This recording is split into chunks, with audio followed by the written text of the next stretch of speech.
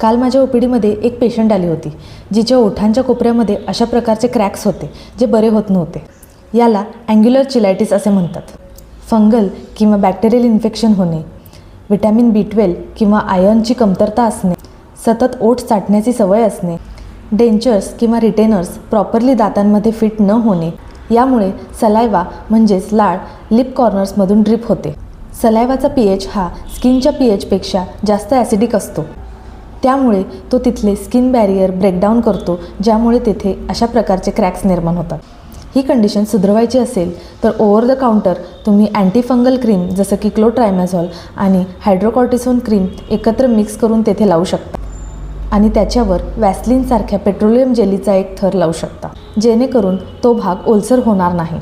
ओठ चाटण्याची सवय बंद करणे हे सुद्धा तितकेच महत्त्वाचे आहे. लक्षात घ्या, योग्य औषध आणि कारणावर उपचार केल्यास हा आजार लवकर बरा होतो.